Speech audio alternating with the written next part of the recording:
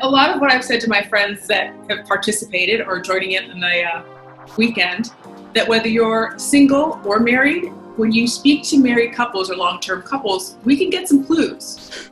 Okay.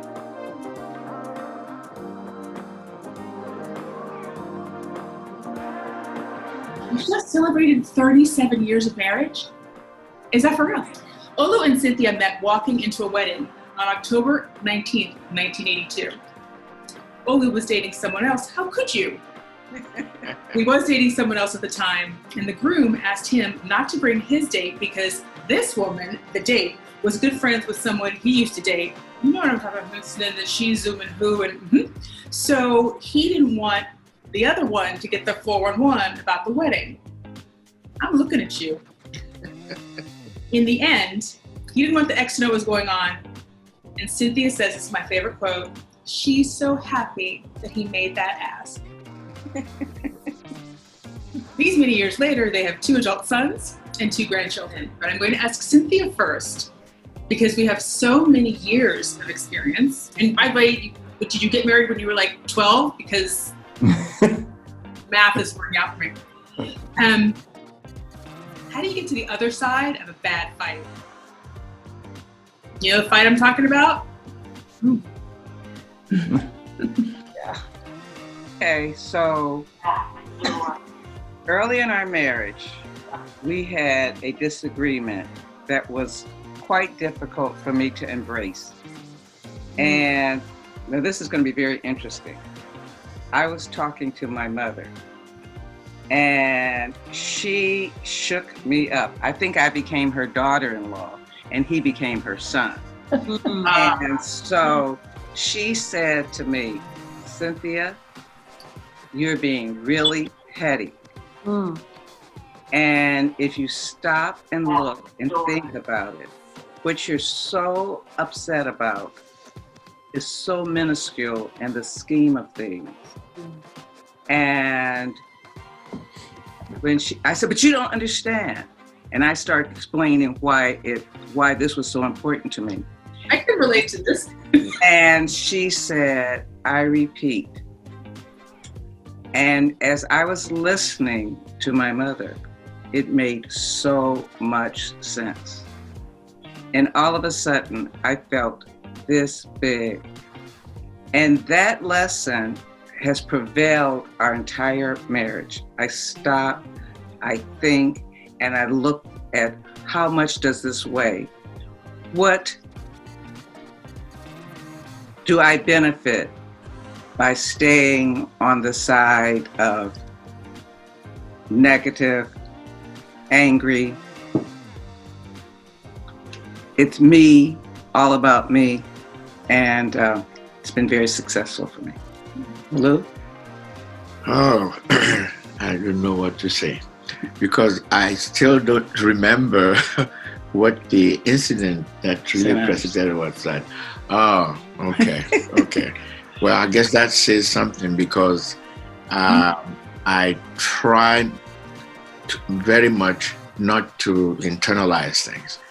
One of the ways I've survived is by just get it and let it go. But that may be partly cultural, because, you know, when you don't want to feel hurt, you just sort of go deaf.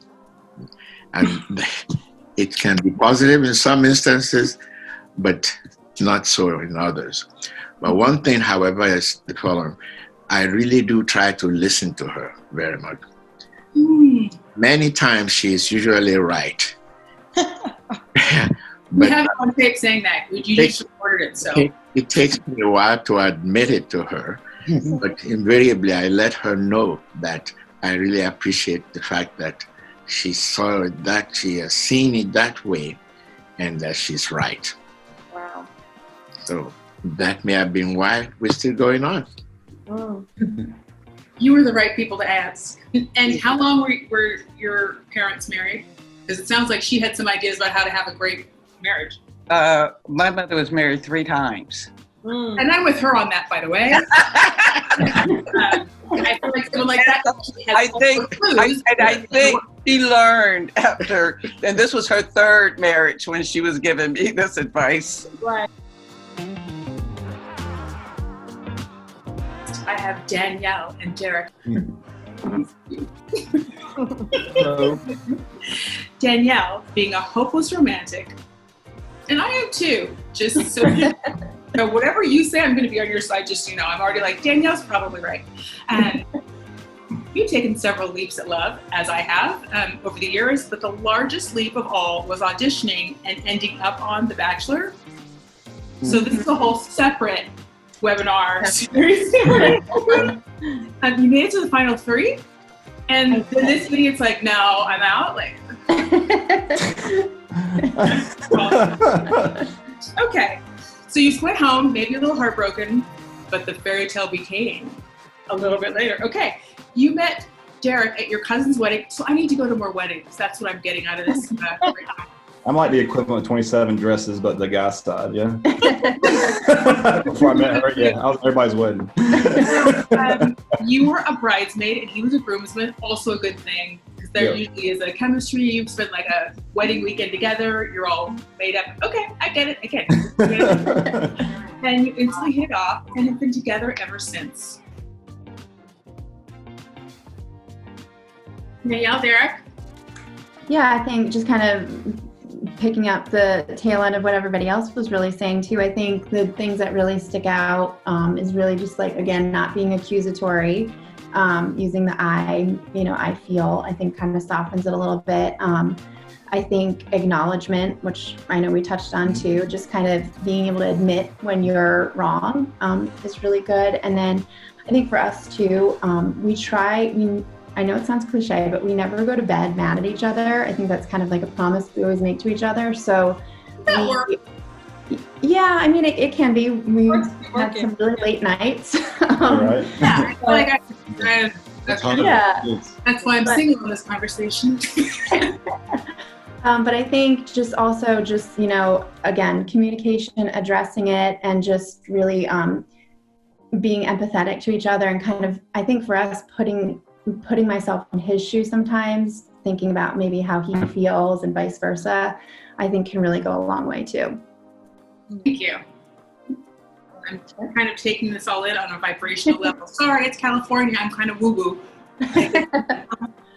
Have you been at home, I imagine, for quite a while? And even if you live in a big old house, it feels like close quarters. So I guess I want to know a little bit of the challenges. And also I want to focus on the good. Have you discovered anything new or sort of like rediscovered? It's a twofer. Yeah. Well, I think for me, like I work from home, so I'm always home. But it's actually in a way kind of been nice because Derek's been working from home. And so he's just with us more. And I'm getting that added layer of support with him being home. 7 in the morning to 7 at night. So I don't really get a chance to see my little ones before they go to bed. And so I've definitely embraced the time I've had at home more because we're in a rotation now. So I'm usually at home 3 or 4 days a week now. But yeah, you haven't killed each other yet. We have not. If we can survive this year, we can survive anything as well. Right. Like communication doesn't just necessarily mean, here's all my feelings about what you did. Like, that's not communication. That's just, here's a bucket, which is like, this is how it made me feel. So first of all, I'm telling you, like, I was embarrassed when that happened. Like, there was all these other things that were going on. And that's insight into vulnerability, and just let the other person answer you instead of be mad at you. You know something that is so important. Olu grew up in Nigeria, and so he comes from a different culture. I had to learn his culture. And what I love, in fact, this just happened last week. We were babysitting my grandkids so my son and his wife can go out on a date. And when we left there, he said, I'm upset. I didn't like the way you addressed this. And this is how it made me feel. And this is what you did. And I went, oh my goodness, it had gone over my head. And I realized that it was against his culture, and I was saying something, and that was not my intention, and that was not what I meant. And so but if he hadn't said something to me, he would have gone with this in him, and I'm going like Holly go lightly. And was very important. So I had the opportunity to say, wow, I hear you, and that wasn't my intention, and I am sorry, and this was what I was thinking. And this is what I had in mind when I said this. And I didn't realize that it came off like that. Right. And then after that, he was relieved. I was happy that he shared that so that I could correct it. And we went home smiling. And that's the truth. Intimacy and all of that is not where you think it is. Like you find these moments.